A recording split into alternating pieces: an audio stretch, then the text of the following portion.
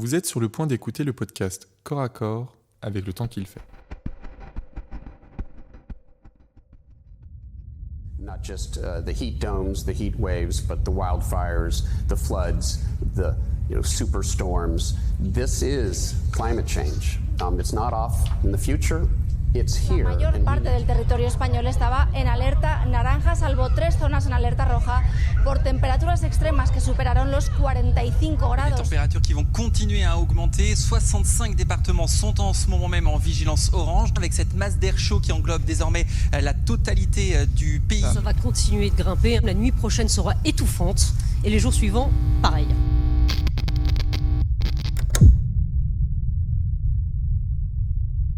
Apocalypse silencieuse. Les rues de Paris sont désertes. Désert aride, désert de monde. Tout le monde se calfeutre chez soi, dans un jeu de cache-cache avec le soleil. Au rythme d'une vie en clair-obscur, moi aussi je m'éclipse. Je me confine de ce dehors devenu insoutenable. Chaque rayon de lumière m'agresse. Je tente en vain d'en boucher tous les points d'entrée. Je cherche désespérément à m'isoler pour résister. En quête de noir, pour faire, j'y crois naïvement, émerger un peu de fraîcheur. À l'ombre de chez moi, je me rends malheureusement compte que mon intérieur n'est que le mirage d'une oasis. Car la chaleur est transperçante, rien ne l'arrête. Dans une pénombre étuve, à la frontière du ciel, mon appartement n'est pas l'abri espéré. Il m'expose à la proximité toxique avec le soleil. Le toit en zinc au-dessus de ma tête se déforme en plaque chauffante qui déverse son rayonnement brûlant sur chaque particule de mon corps. Les surfaces textiles me sont insupportables. Mes vêtements engendrent des zones de friction qui réchauffent ma peau. Je bois autant que je sue. Me voilà plongée dans un état d'entropie cruelle. J'observe mon chat étalé au sol sur le carrelage.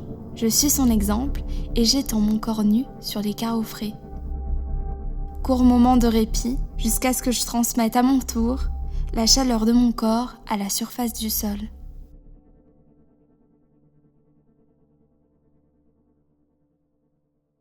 Le récit que je vous fais là, il faut que je vous le précise, ce n'est malheureusement pas de la fiction.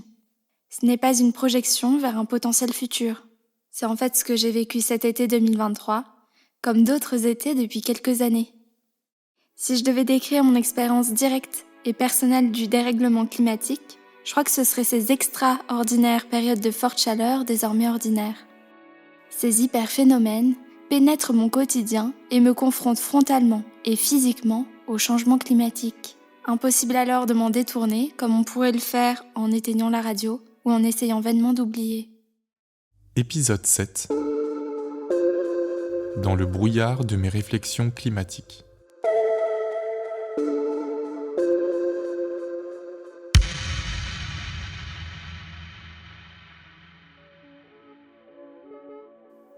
La question climatique est présente depuis des années dans mes réflexions.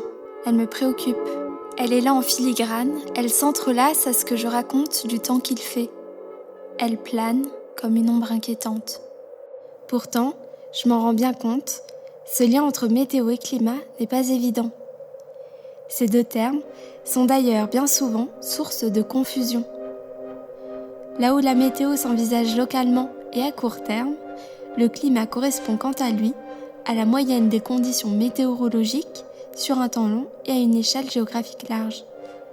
Malgré cette différence fondamentale et l'incertitude associée, comment parler des phénomènes météorologiques sans aborder la question du climat ? D'autant que je le sens, avec le dérèglement climatique, la multiplication des événements extrêmes recompose notre relation au temps qu'il fait et qu'il fera demain. J'ouvre donc ici mes questionnements à la problématique plus large du changement climatique. Changement climatique, dérèglement climatique. Mais de quoi parle-t-on ? Le changement climatique désigne des variations à long terme de la température et des fréquences et intensités météorologiques. Ces projections climatiques permettent d'estimer les effets importants que ce dérèglement aura sur les territoires, sur les écosystèmes et leur répartition, sur l'accès à l'eau et sur nos conditions de vie. Et nous, humains, sommes responsables de ces dégâts. Cette réalité, aujourd'hui et depuis peu sur toutes les lèvres, a été estimée pourtant pour la première fois en 1896 par le scientifique suédois Svante Arrhenius.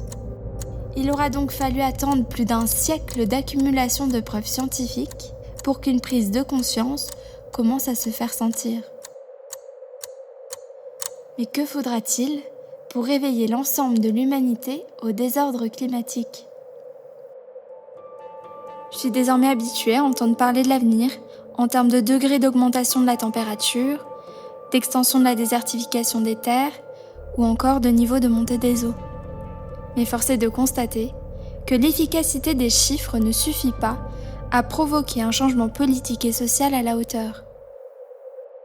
Alors, savoir est-il suffisant pour déclencher une prise de conscience effective ?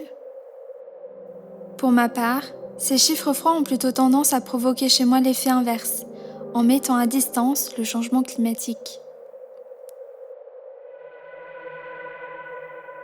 Tempêtes, inondations, sécheresses, canicules, méga-feux.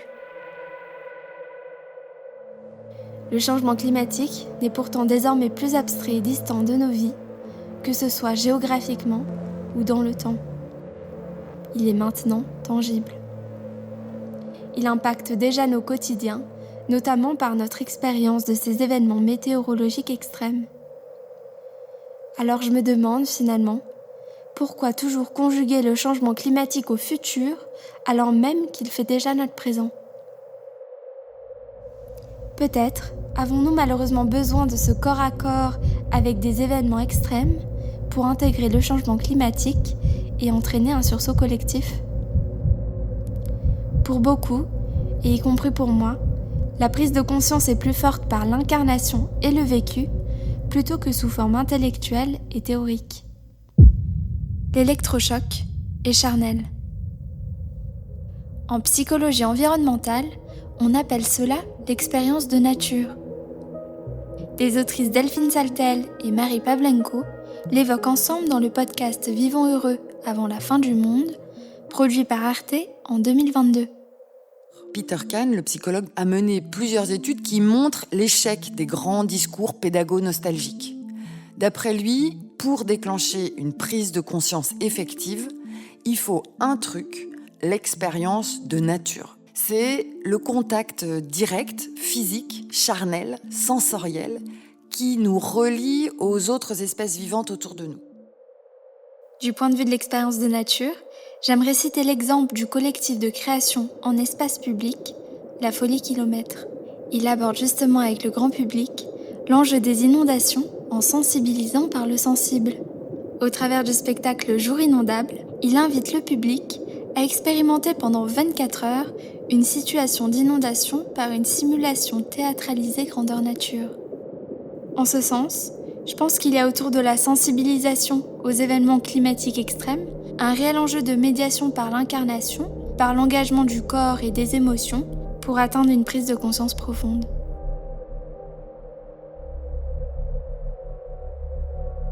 Par ailleurs, le changement climatique nous interroge également sur notre place d'humain et notre relation au vivant. Je crois qu'il est essentiel que nous prenions enfin conscience de notre relation d'interdépendance et d'interaction vis-à-vis de notre milieu, de comprendre que ce que nous nommons nature, que nous avons trop longtemps appréhendé comme quelque chose d'extérieur à nous, en réalité nous traverse et nous constitue.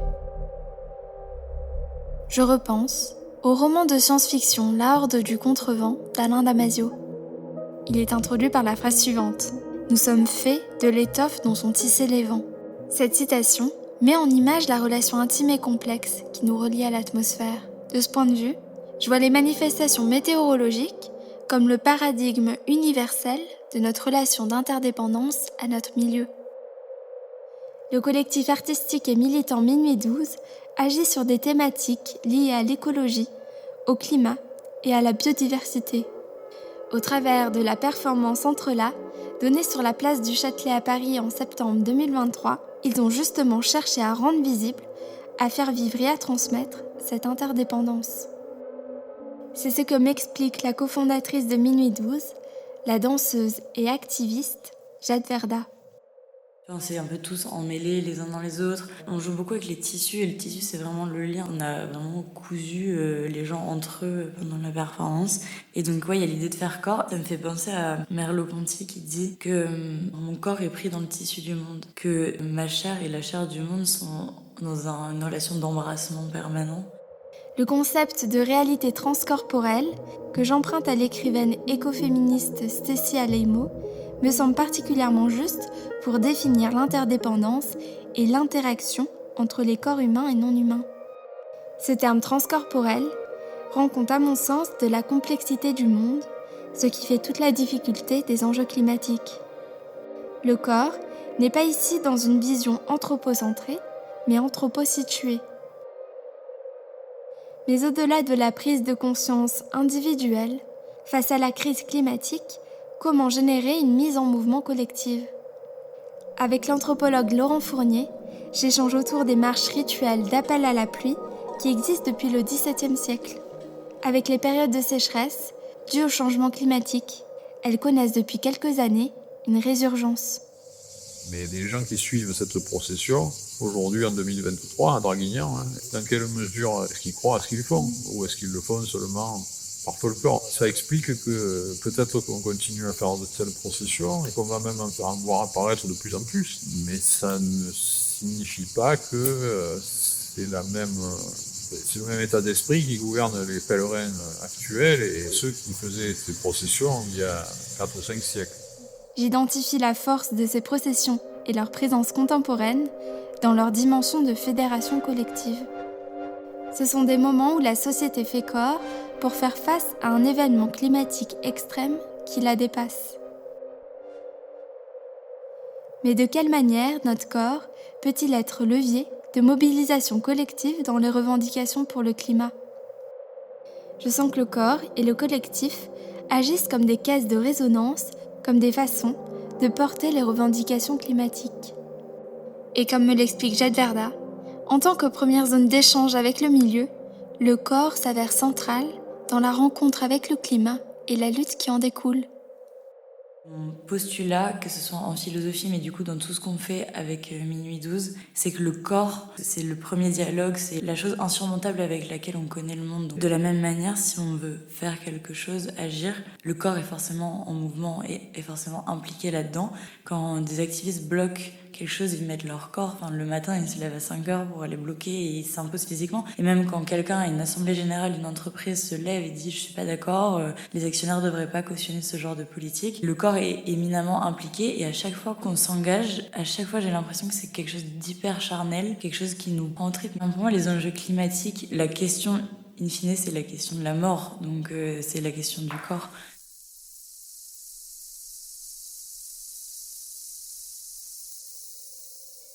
Cette recherche, je l'ai commencée au printemps et achevée en hiver.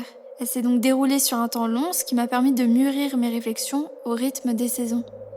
Mes expériences de ces derniers mois interrogent, et je le sens influenceront, ma pratique de futur designer. À l'issue de cette plongée au cœur des phénomènes météorologiques, je n'envisage pas ma pratique sans une attention portée aux conditions météorologiques, aux enjeux climatiques et à notre enchevêtrement avec le monde non humain. Plus largement en tant qu'être humain, cette exploration atmosphérique m'a permis de me ressentir concrètement comme faisant partie intégrante de la chair du monde. Je pense qu'à ce titre, il en va de la responsabilité du designer d'agir humblement et de prendre soin du monde. Je ne crois pas, dans un design qui prétend sortir des problèmes par un surcroît d'orgueil technologique en guise d'action.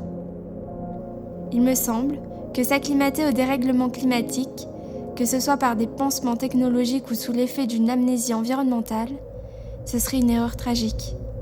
Ce serait l'excuse pour fermer les yeux sur les dégâts climatiques et ne pas remettre fondamentalement en cause nos modèles de vie. Pour autant, je sens personnellement que ces questions climatiques, par leur échelle et leur gravité, me dépassent et me laissent très souvent démunie et inquiète. Au vu de l'ampleur, il me paraît évident que l'échelle de réaction doit alors être collective.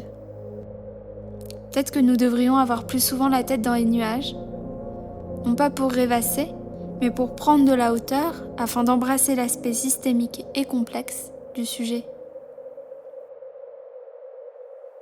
Bien loin de m'apporter des réponses toutes faites, cette recherche m'ouvre à une multitude de questionnements que je souhaite continuer à cultiver. Finalement, comment renouveler l'attachement collectif à notre environnement ? De quelle manière pratiquer l'émerveillement peut-il faire acte de résistance ? Comment déconstruire et décoloniser notre regard sur le monde ? Comment co-construire et initier ensemble un mouvement climato-résilient à grande échelle ? Les initiatives locales pour amplifier leur impact, accompagner le changement des usages. Vous venez d'écouter le dernier épisode du podcast Corps à corps avec le temps qu'il fait, produit à l'ENSI Les Ateliers par Marie Lestanguet. Une pluie de remerciements à Frédéric Perrin, Romain Lestruau, Lola Ripoche, Julie Fortier, Félix Blum, Camilla Mélanie, Pierre-Paul Feit, Anouchka Vazak, Jean-Victor Blanc, Catherine Clarisse, Anna-Marie Gomez, Guillaume Aubry, Lucie Corouge, Laurent Fournier et à Jade Verda pour leur généreuse participation. Une tempête de merci à Océane Ragoussi pour son accompagnement dans cette aventure météorologique. Un tonnerre de reconnaissance à Édouard Tomassini pour avoir prêté sa voix à cette série de podcasts. Technique et mixage par Marie Lestanguet, sous les précieux conseils de Roland Cahen.